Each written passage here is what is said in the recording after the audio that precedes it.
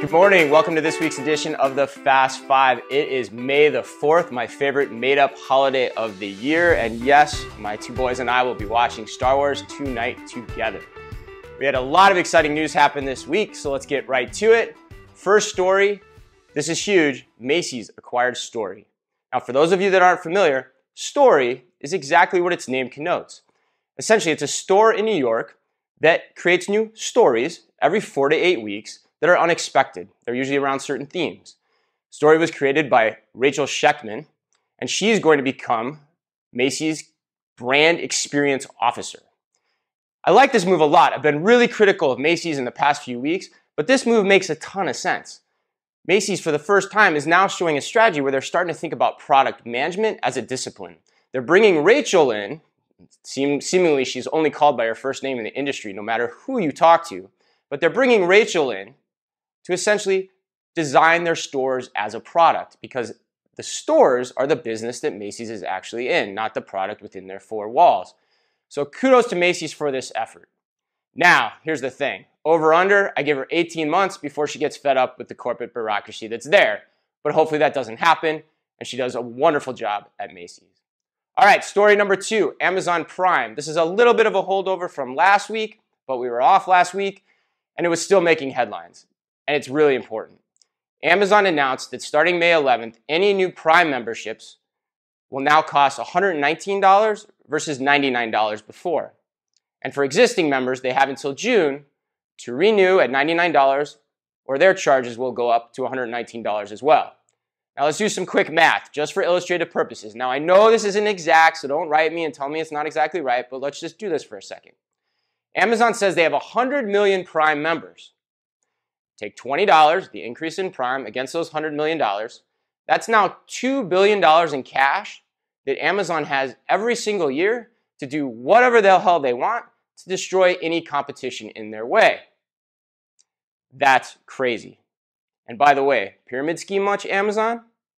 All right, number 3, continuing with the Amazon theme slightly, Chico's, that noted brand that I've never shopped at, nor has anyone I know, but Chico's. Chico's has decided to sell on Amazon.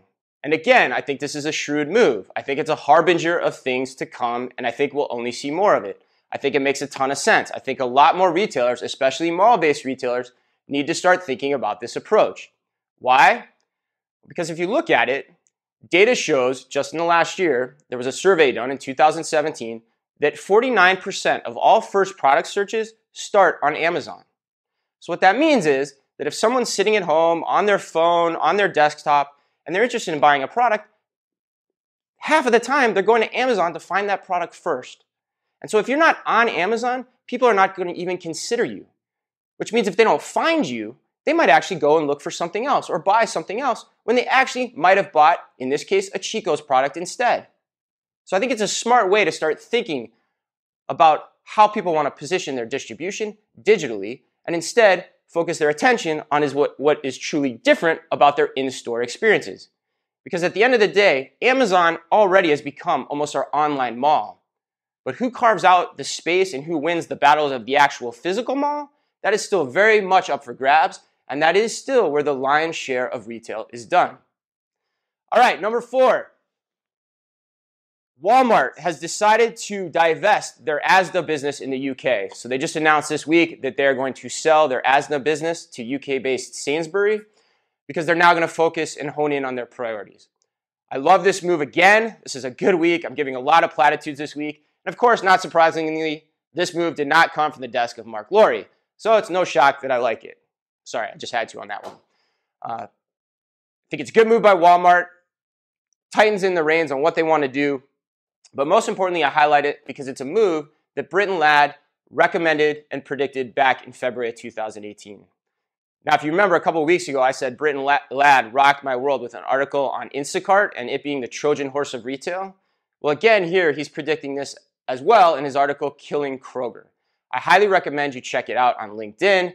We'll provide the link in our Fast 5 written version for you as well. This guy's top notch. He's always bringing insights above and beyond much of what you'll read on LinkedIn. And his new one that I'm really fascinated about surrounds Blue Apron. Now, I've been very critical of meal kits and Blue Apron, but Lad has a very interesting take in which he thinks Blue Apron should partner with Starbucks. Now, Blue Apron and mass merchandisers or grocery retailers, yeah, that doesn't make any sense. But Blue Apron and Starbucks, I got to give them credit because that is absolutely brilliant. All right, let's close it out. This is my favorite, absolute favorite story of the week. It's Lionel Richie and JCPenney's have signed a deal to do an exclusive bedding and bath collection.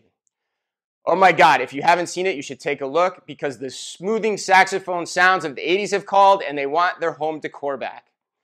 Does anyone else find it ironic that essentially with this move, it appears to me JCPenney's is throwing in the towel on retail by actually asking Lionel Richie to design towels?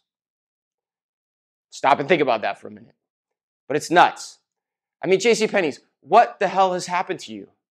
I can remember in 1999, I was a college kid. I just got out of college. I needed my first bachelor pad bedding set.